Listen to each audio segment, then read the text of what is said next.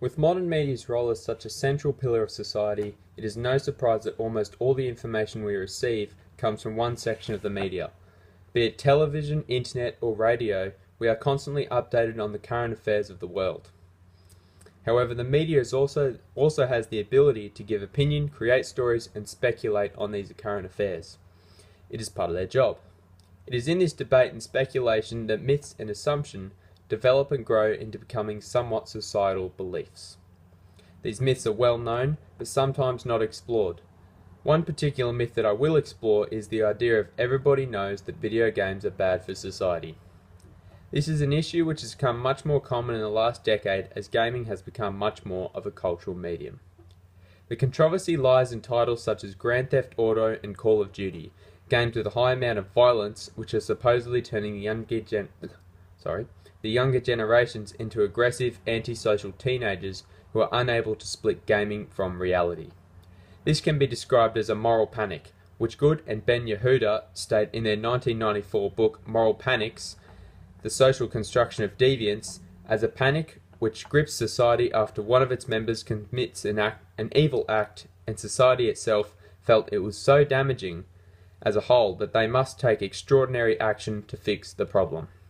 In this case, video games, especially violent ones, are giving society moral panics, and the media is at the center of it, often only heightening the intensity of the situation.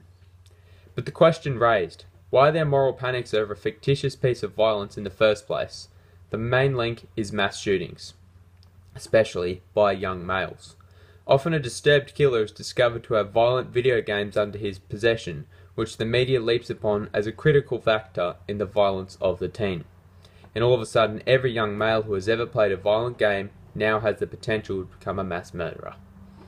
But often in the case of these panics over media concepts is that the idea itself may just be a myth, but everyone is too quick to instantly believe what the media says and write off the issue, in this case video games as a whole. Extensive research has been done into video games and the effects it has on people, but an issue is forming where the research is warped to suit the scholar pursuing this.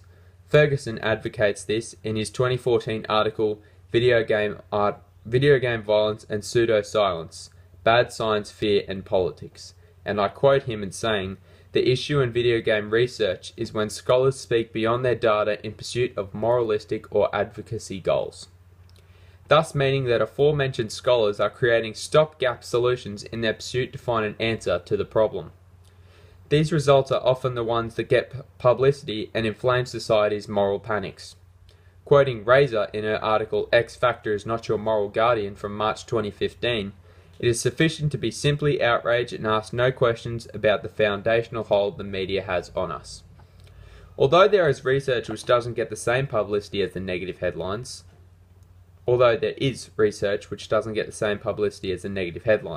McGonigal, in her 2011 book Reality is Broken, spoke about the positive impact video games can have on society, stating that games can help to build social networks and that the more time we interact in these networks, the more likely we are to achieve a positive state of emotions. This shows that video games can bring people together, as McGonigal also speaks of how video games such as the Facebook puzzle app Lexilus has helped to bring the online interaction between mothers and sons' daughters much closer. The idea of moral panics is nothing new. For centuries, whatever is new brings its drawbacks, and often society brews its own storm of anxiety on how it will be the downfall of our world. An extreme view, but sometimes it seems the case. Ferguson explores this point in his 2011 article, Video Games Are Not the Enemy, by stating that the media has panicked over everything from 19th century dime novels to Batman and Robin and even Harry Potter. Too often people are just searching for negative aspects so they can complain and spread moral panic. And video games are no different. So in summary, the myth of everyone knows that video games are bad for society is an extreme view. The gaming platform has given greater opportunity on a social scale, and to the majority of society is a great form of enjoyment and should only serve so in the years to come.